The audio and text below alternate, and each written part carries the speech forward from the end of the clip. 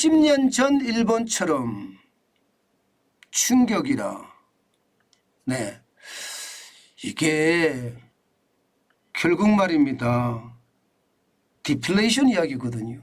일본식 불황, 저성장의 저물가, 이 이야기입니다. 그런데 한국에서 재현된다? 충격이다? 이 말들이 말입니다. 현실이 돼갈 가능성이 굉장히 높습니다. 왜냐하면 말입니다. 일단 이것부터 먼저 한번 보시죠. 추석 이후에 우리가 맞게 될 세 가지 복병입니다. 수출, 무역 적자 심각하죠. 회복을 해야 될 텐데 어떻게 회복할지 봐야 되고요. 중국 경기 침체 초비상입니다. 예, 중국에 우리가 수출을 많이 하잖아요. 굉장히 많이 합니다. 예, 그런데 이거 만만치 않아요. 국제유가 연말이면 $100. 국제유가가 올라가면요, 우리는 원자재 가격이 다 올라가요. 그럼 제조비용이 비싸질 수밖에 없고, 제조비용이 비싸지면 경제가 더 힘들어질 수밖에 없는 게 현실입니다. 현실. 예, 그만큼 말입니다. 어렵다는 이야기입니다. 일단 수출부터 먼저 보면 말입니다. 수출이 좋아졌으면 좋겠어요. 지금 6월, 7월, 8월 흑자는 냈어요. 11억 5,800만 원, 18억 400, 죄송합니다. 11억 5,800만 달러죠.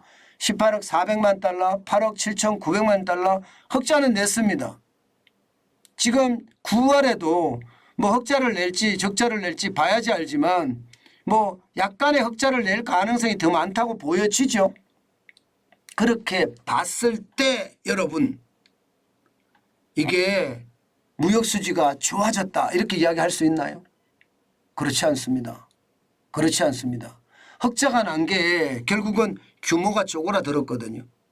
수출이 준 것보다가 수입이 더 많이 줄어서 흑자를 낸 거예요. 쉽게 말하면 불황형 흑자예요.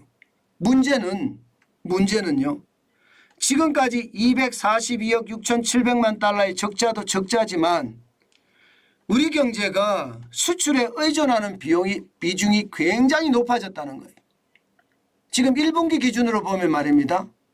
예, 수출에 어떤 우리 경제가 의존하는 비중이 43.8%까지 올라갔어요. 43.8%.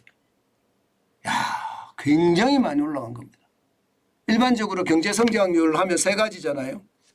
예, 소비, 수출, 투자잖아요. 그죠? 예, 여기에서 말입니다. 소비가 많이 갈 때는 뭐 50%에서 넘어갈 때도 있지만 일반적으로 45%에 50% 차지합니다. 소비가. 일반적으로. 그리고 말입니다. 예, 이 수출이 많을 때 45%예요. 적을 때 40%. 여기 왔다 갔다 합니다.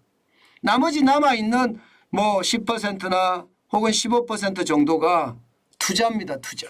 설비 투자 내지는 건설 투자. 투자가 그 부분을 차지합니다. 다시 말해서 예, 소비가 가장 크고 그 다음에 수출이고 그 다음에 예, 투자인데 이 수출의 비중이 43.8%까지 늘어났다는 것은 지금 소비가 그만큼 꼬꾸라졌다는 뜻도 됩니다. 소비가 제 역할을 못하고요. 수출이 최대치까지 늘어나고 있는 거예요. 지금 적자인데도 말입니다. 이 말은 여러분 쪼그라 들어간다는 것은 쪼그라 들어가. 어디가? 소비도 쪼그라들고 수출도 쪼그라들고 그리고 투자도 쪼그라들고. 이것은 어쩌면 말입니다. 우리 경제 규모가 쪼그라드는 거기 때문에 굉장히 충격적인 일이 됩니다. 경제 규모가 쪼그라든다는 건 침체잖아요. 그죠? 침체. 일단 일본이 1990년대부터 시작해서 잃어버린 10년, 잃어버린 20년, 잃어버린 30년이 올 때 저성장, 침체에 대한 이야기가 계속 나왔는데 이게 이미 일맥상통하죠. 우리 수출하고. 게다가 말입니다. 예, 성장률 자체가 굉장히 좋지 않다는 거예요. 예, 성장률 자체가. 그만큼 충격적이라는 거고요. 두 번째가 이제 중국 경제입니다. 자, 중국 경제는 보면 말입니다. 올해 예상을 4.8% 예상합니다. 5%못 넘을 거라고 예상해요. 그러면 작년에는 3.0% 성장했습니다. 내년에는 4.2%까지 떨어질 거라고 예상합니다. 마오쩌둥 집권 후의 최악이라고 해요. 경제가 좋아진다고는 합니다. 돈을 엄청 천문학적으로 풀어서 억지로 부채 주도 성장을 하려고 해요. 현금 살포를 해서 쉽지 않습니다. 될 수는 있을 거예요. 그게 얼마나 오랫동안 시장에 먹히느냐가 문제인데 예상보다 못 묻힐 겁니다. 예상보다. 예. 돈을 많이 뿌린다고 해서 이게 마중물이 돼서 투자 심리가 돌아서면 많은 사람들이 소비도 하고요. 투자도 할 텐데 돈을 뿌렸는데도 돈을 뿌리는 효과는 나타나는데 투자 심리나 소비 심리나 경제 심리가 개선됐느냐? 여기에 대해서는 아직도 물음표가 많습니다. 아직도.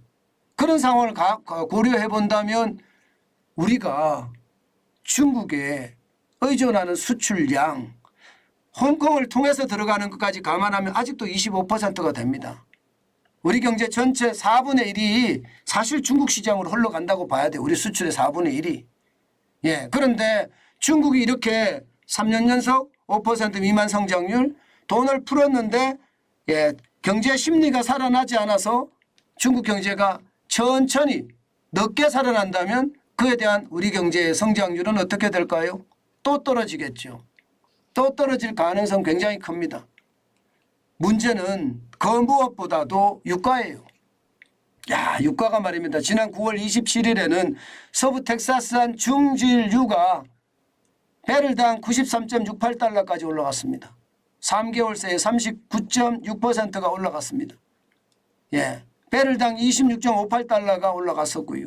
물론 9월 29일 현재는 좀 떨어졌습니다. 90.79달러로 떨어졌긴 하지만 국제유가가 이게 올라간다는 것. 여러분 육제유가 올라가면 우리 경제는 쥐약이에요. 쥐약. 모든 이동수단 기름값에 의해 좌우되거든요. 예, 모든 이동수단이 원활하게 이동이 되고 작동이 될 때 우리 경제가 좋아지는 건데 유가, 기름값이 높아지면 이동수단을 제한한단 말입니다. 자가용도 덜 타게 되고요. 요즘 기름 넣어보면 눈티 나오거든요. 진짜 무섭거든요. 예, 그러면 여러분 어떻게 될까요? 결국은 말입니다. 이게 이동이 원활하게 되지 않는다. 이것은 결국 또 저성장의 원인이 됩니다. 원인이 됩니다. 그만큼 말입니다. 한국 경제를 둘러싸고 있는 3대 악재가 굉장히 큽니다. 예, 국제유가부터 시작해서요. 중국 경제의 어떤 상황, 예, 수출에 대한 상황까지 진짜 힘들다 이렇게 이야기할 수가 있는 겁니다. 그나마 희망적인 요소는 있습니다. 다 악재는 아니에요. 다 악재는. 희망적인 요소가 뭐냐? 예, 이겁니다. 이거. 지금 중국인 관광객 8월까지 말입니다. 103만 1000명이 들어왔어요. 많이 들어왔죠. 103만 1000명이면요. 예, 굉장히 많이 들어온 수치고요. 이대로 가면 올해 220만 명. 한국은행 통계가 220만 명 예상하거든요. 한국은행 통계로는 220만 명 정도는 가지 않겠느냐 이렇게 예상을 합니다. 그렇게 생각을 하면 적어도 말입니다. 100만 명 이상은 더 온다는 이야기잖아요. 100만 명 이상. 100만 명의 중국인이 들어올 때 말입니다. 우리 GDP 성장률은 0.08%가 성장합니다. 그런데 작년에 대비해 보자고요. 작년에 23만이었어요. 올해 220만, 200만이 들어온다고 봐야 되잖아요. 200만이 들어온다면 우리 경제 성장률도 0.16%까지 이게 올라갈 수가 있는 게 현실입니다. 그나마 말입니다. 지금 구렁텅이로 떨어지고 있고 늪으로 빠지고 있는데 어떻게 생각하면 중국인 관광객들이 소비를 진작시켜줘서 우리 경제에 마중물 역할을 할 수도 있다는 뜻이 되는 건가요? 일본 경제에 한국인 관광객들이 물건을 많이 사고 그러는 바람에 소비가 진작이 돼서 일본의 소비가 확 늘어났던 것. 그게 우리나라에서도 중국인 때문에 재현되지 않을까. 뭐 그렇게 보고 있기도 합니다. 이것은 굉장히 긍정적인 요소 중에 하나입니다. 긍정적인 요소 중에. 게다가 말입니다. 중국의 제조 구매 관리자 지수가 9월에 기준선인 50을 넘었습니다. 50을. 50.2예요. 50 밑으로 떨어질 때 경기가 비관적이다. 50 위에 올라갔을 때 경기가 경기가 긍정적이다. 그런 뜻이거든요. 50.2니까 제조 구매 관리자 지수잖아요. 더 많이 생산해서 시장에 내보낸다는 뜻이고 그만큼 소비가 늘어나고 있다는 뜻도 됩니다. 당연히 여러분 제가 말씀을 드렸잖아요. 현금 살포를 얼마나 했는데 이게 안 일어나면 안 되지. 그것도 웃기는 거지. 당장 말입니다. 몇백 조를 했잖아요. 몇백 조를. 중기 유동성 지원 창구를 이게 중기 유동성 지원 창구 금리를 내렸잖아요. 그림으로 해서 100조 이상을 풀었잖아요. 111조. 그죠? 여기다가 지준율. 은행이 갖고 있어야 될 취급 준비 비율. 이것도 내렸잖아요. 0.25% 내렸죠. 그 바람에 한 90조 이상을 또 뿌렸어요. 여기에다가 LPR이라고 하는 사실상 기준금리 이것도 내렸습니다. 그 바람에 시장에는 유동성이 많아졌어요. 그런데 이게 이 정도로 돈을 풀었는데 안 올라간다. 그것도 이상하죠. 그런데 올라간 것이 별로 안 올라갔어요. 다시 10월에 봐야지 알지만 별로 안 올라갔고요. 6월에 49였는데 이게 올라가는 속도가 7월에도 올라갔고 8월에도 올라갔고 9월에도 올라가고 있는데 점차 올라가는 분위기는 사실이나 회복의 속도가 생각만큼 펑펑 나지는 않네요. 그런 차원을 감안을 해보면 말입니다. 느리지만 각오는 있다. 그거는 우리에게는 어떻게 생각하면 호재다. 반면에 말입니다. 서비스업 지수가 나빠요. 올라갔다고 하지만 8월에 51에서 9월에 51.7까지 올라갔다고는 하지만 이게 2023년 3월에 58.2였거든요. 서비스업 지수가 굉장히 좋다가 꼬꾸라졌고요. 꼬꾸라지고 나서 새롭게 반등하는 요소는 굉장히 적습니다. 그래서 온전하게 말입니다. 온전하게 중국의 경제가 좋아진다. 심리가 회복됐다. 이렇게 해석하기가 힘들다는 뜻입니다. 그러면 우리 수출도 예상보다가 늘어는 나겠지만 예상보다가 확 늘어나기는 쉽지 않겠구나. 또 리오퍼닝처럼 더디게 이게 회복이 되겠구나. 그 생각을 할 수밖에 없거든요. 그렇게 되면 지금 안 그래도 말입니다. 성장률이 굉장히 많이 떨어지고 있어요. 이 성장률 회복이 생각보다 쉽지 않다는 이야기가 되는 거고요. 성장률 회복이 쉽지 않다는 이야기는 지금 주요 투자은행들이 우리나라 성장률 올해 1.1%로 보잖아요. 그래서 좋아진다고 하더라도 뭐 1.5%도 간다고 하지만 1.2%, 1.3%를 예상합니다. 물가는 고물가 3%에 4%. 일반적으로 이걸 보면 스태그플레이션에 대한 어떤 모양새가 나타나죠.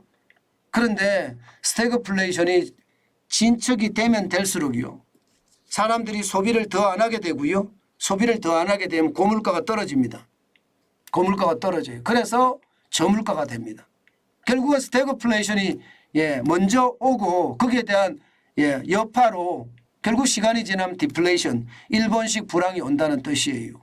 결국은 일본식 불황이 올 수밖에 없는 게 지금 현재 경제 상황이다. 이렇게 얘기할 수가 있습니다. 좋아진다고는 하나 그 좋아지는 요소가 너무 더디게 나타난다. 이런 뜻이에요. 좀 빠르게 나타나면 좋을 것 같기는 해요. 그러나 이게 빠르게 나타나지 못할까 봐 그게 두려움이라고 저는 이야기한다. 이렇게 생각합니다. 그만큼 말입니다. 시장에는요.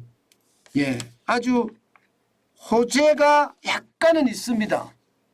그렇지만 전체 경기를 바꿀 만한 호재는 아니다. 뭐 이 정도로 정리할까요?